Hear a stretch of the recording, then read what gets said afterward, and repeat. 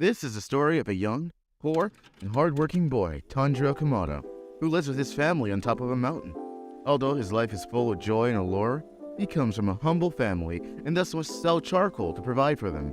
One day, he sets out to sell charcoal in a nearby village. On his way, he meets his sister Nezuko, who is carrying their youngest sibling on her back. In the village, Tanjiro meets several patrons, one of whom is distressed because he's being accused of breaking a vase. Tanjiro uses his exceptional sense of smell to determine that a cat is the real culprit. After selling his wares, he is warned by a man from the village, Mrs. Sarubro, not to go back to his mountain home at night due to the danger of man-eating demon. The next day, when he returns home, he finds his entire family dead, or at least dead-ish. The only survivor of the bloody attack is his beloved little sister, Nezuko. But the nature of her survival points to the culprit of the killing. She suddenly has sharp fangs, bulging veins in her forehead, cat-like eyes, inhuman strength, and a desire to kill and eat her brother. She has been half transformed to a demon during the attack. A stranger appears claiming to be a demon slayer and attempts to kill Nezuko. Tanjiro pleads with him to spare her and insists that he can find a cure for her. The swordsman reveals that demons are unable to be cured, and that Nezuko has been injected with demon blood, making her a demon herself. Tanjiro refuses to accept this and fights back, but the swordsman easily overpowers him. However, Nezuko suddenly attacks the swordsman, and Tanjiro realizes that she's protecting him. After waking up, Tanjiro finds that Nezuko has been fitted with a bamboo muzzle, and the swordsman instructs him to go to the Seigiri mountain to find a man named Ginyu Tomika. Tanjiro and Nezuko bury their family and set out on a journey to protect and cure Nezuko, who has been turned into a demon. Tanjiro tries to find a safe place for his sister to hide, but he comes across a worn-out basket that he wants to fix for Nezuko. After purchasing it from the owner, Tanjiro uses bamboo to repair the weaving and asks Nezuko to get inside. She initially struggles to fit in, but with a bit of effort, she manages to squeeze in. As they continue their journey, they come across a temple, where a demon is feasting on humans. The demon attacks Tanjiro, but Nezuko comes to his rescue by kicking the demon's head off. However, the demon's body continues to attack him even without his head.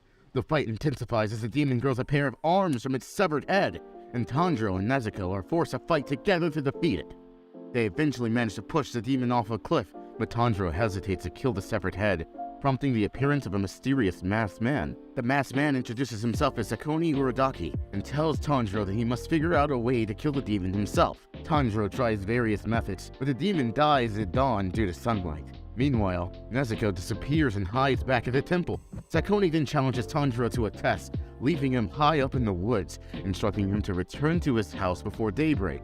The journey back is full of traps and challenges, and Tanjiro must rely on his sense of smell and determination to pass the test. He pushes himself to the limit, all the while thinking of his sister who he must protect at all costs. In the end, Tanjiro succeeds in passing Sakoni's test, proving that he has what it takes to become a demon slayer. He may not know what lies ahead, but he is determined to do whatever it takes to keep Nezuko safe and find a cure for her demon curse.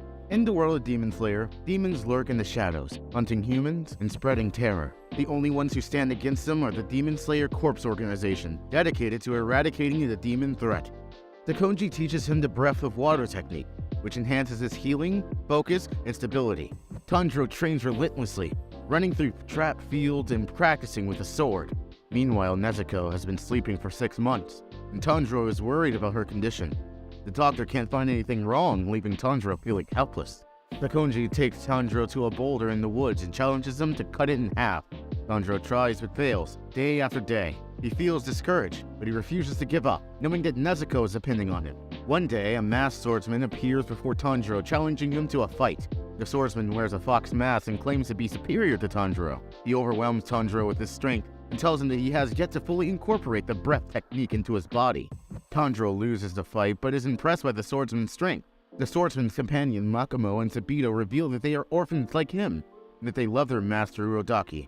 Makomo teaches Tanjiro more about the breath technique, and he continues to train, determined to pass the final selection and become a demon slayer. After 6 months, he challenges Sabito again, this time with a more determined look. In a blink of an eye, Tanjiro catches Sabito and breaks his mask, impressing Makomo and passing the final selection.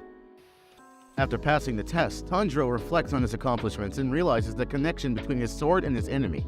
He can see a thread that leads his sword to the demon's weak spot, making his task easier. Master Urokodaki congratulates him, but also warns him of the difficult path ahead. As Tanjiro arrives at the final selection, he meets twin girls who welcome them to the Demon Slayer Corps.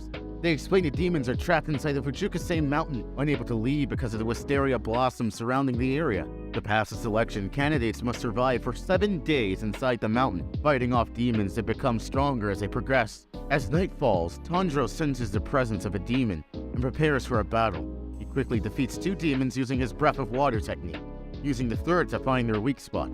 His hard work and training pays off as he thanks his master for lending him the Nichiren blade that can kill demons. He prays for the demon's souls after defeating him, showing his compassion. However, his peaceful moment is interrupted as he smells a stronger stench nearby. He sees another candidate running from a massive demon that has already killed many others. Tanjiro can't ignore the situation and decides to fight. He cuts the demon's arm off, making it angry and revealing that it has been trapped in the mountain for 47 years. The demon curses Urokodaki's name, revealing that it's already eaten 50 candidates, and plans to devour Tanjiro and make him the 14th student Urokodaki to be eaten. Tanjiro can't accept this fate and charges towards the demon in anger, but he is thrown away. The Vita reminds him to breathe better, and Tanjiro strengthens his resolve. He sees a thread of weakness in the demon and cuts it clean, finally defeating it. Back at the mountain, Makumo and Sabito discuss whether Tanjiro could beat the demon. They were both unsure, but were relieved when they heard of his victory. As the demon's severed head disintegrated into ash, a flashback appeared, showing the demon as a young boy feasting on innocent people along the road. Urokodaki appeared and challenged the demon, wounding him and cornering him before slicing him clean. Tanjiro saw Urokodaki's face in the demon and knew that he had done the right thing. The demon remembered his younger brother, who he dearly missed. Tanjiro took the demon's hand and prayed, lamenting the demon's loss. He also reflected on all the other students the demon had murdered, including Sabito and Makumo. Now that the demon was dead, their souls could rest, and Tanjiro prayed for them too. But the final selection wasn't over yet. As Tanjiro fought other demons, he kept asking them to turn one back into a human, but none of them would answer. Later, he arrived at the border full of wisteria blossom, where only 4 people had survived. Tanjiro was angry that he couldn't save the other candidate he had met. The twin girls welcomed and congratulated the survivors, assigning them their ranks and uniform. They were asked to choose an ore from which their blades would be forged, and there were many ores to choose from, but none of them knew how to pick. Tanjiro used his sense of smell and selected one. On the way home, Tanjiro felt discouraged as he realized that the journey to cure Nezuko would be a long one. He fell to the ground carrying his heavy uniform, exhausted from the ordeal. Finally, Tanjiro returns home to Master Urokodaki's hut with his new blade. He finds Nezuko awake and breaks down in tears of joy. Urokodaki warns Tanjiro of the challenges, including demons with blood demon arts. He reassures Tanjiro that he will be fine, but also notes that Nezuko's use of sleep to counteract her need for human blood is not sustainable. Several days later, a strange man arrived at the hut to deliver the Nichiren blade for Tanjiro. The blade's ores came from a material mine near Sunlight Mountain. The man recognized Tanjiro's bright red hair and eyes, saying that he was a child born in fire. The man asked Tanjiro to unsheath the blade, and it changed color based on the owner. Tanjiro inspected it, and it slowly adopted a black hue. The 2 masters were shocked as the pitch-black sword was unusual. The blacksmith expresses his disappointment because he expected it to glow bright red. A crow comes to Tanjiro. He is now tasked with his first mission, to find a demon who is responsible for the disappearance of young girls in a northeastern town. The crow warns him to exercise caution. Tanjiro dons his uniform for the first time, feeling a sense of pride and responsibility. His master Urokodaki approves of his outfit and offers him advice on his defensive properties, including its ability to protect against sharp objects and extreme temperatures. Urokodaki also tells Tanjiro about his katana, which can change color depending upon the user, and warns him that the black blade is unusual and its properties are unknown. Before leaving, Urokodaki gives Tanjiro a sturdy and lightweight box to carry his sister Nezuko in, promising that they will always be together. As they embark on their first mission, Tanjiro checks on Nezuko, who is sleeping to conserve energy since she doesn't feed on humans. In the northeastern town, Tanjiro meets a man named Mr. Kazumi, who is searching for his missing spouse. Tanjiro offers to help him and discovers evidence of the demon's visit to the area. They follow the scent and eventually come across a house where a girl is being attacked by a demon. Tanjiro engages in a fierce battle with the demon, using his 8th form technique to create a torrenting slash. He realizes that this demon can cast spells and may have information on how to return Nezuko back to her human form. Tanjiro asks the demon about the missing girls, but all he receives is the sound of seething rage.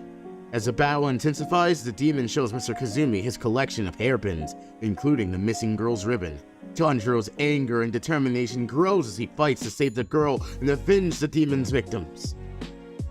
In a surprising turn of events, Nezuko emerged from her wooden box. Tanjiro was relieved to see his sister renewed sense of strength. Urokodaki's words resonated with her, and she now had a newfound purpose, to protect all humans. Tanjiro was overjoyed to have his sister by his side once again, and he saw Mr. Kazumi and the girl as family too. The demons they were facing were clever, hiding in shadow puddles on the ground. Tanjiro knew that he had to enter the shadows to fight them, and he did so fearlessly. As he fell into the swampy magical dimension, the remnants of past victims surrounded him. The demons watched him with indignation, but Tanjiro's training had prepared him for this moment. He waited patiently for his opportunity, then used his sixth form to create a massive whirlpool, severing the demons' bodies into pieces. Back on the surface, Nezuko was in the midst of a fierce battle with the remaining demon. She used her superhuman strength to fight hand-to-hand, and the demon was stunned at her power. The demon tried to retreat into the swamp, but Nezuko was too fast for her. She chased him down and delivered blow after blow until he was on the defensive. As Nezuko fought, Tanjiro emerged from the swamp and cut off the demon's arms. He demanded to know how many innocent lives the demon had taken. The demon attempted to justify his gruesome acts by saying the women he killed would grow old and stale. Tanjiro pressed on, asking about Muzan Kibutsuji, but the demon trembled with fear at the mere mention of his name. Tanjiro smelled Muzan's scent and hesitated for a moment, before the demon lashed out with a quick attack. Tanjiro countered with a clean slash, killing the demon. With the battle over, Tanjiro rushed to Nezuko's side. She was sleeping, but the bleeding from her head had stopped. Kazumi was devastated by his fiance's death, but Tanjiro tried to console him. He gave Kazumi a piece of cloth from the swamp, and revealed that it contained Sakoto's ribbon. Kazumi realized that Tanjiro had gone through similar loss, and apologized for his outburst. The crow appeared, giving him his next assignment, and Tanjiro headed towards Asakusa, Tokyo, to find the demons lurking there. When he arrived, Tanjiro was stunned by the lively and colorful city. The buildings were tall, and there was so much he didn't recognize. He took Nezuko to a quiet corner before finding an undone shop for food. He began to eat. A strong scent overwhelmed him. He dropped his bowl and ran towards the scent source, realizing it was the same scent he had sensed back at home. If you enjoyed the video, like and subscribe for more, and check out the anime recap playlist.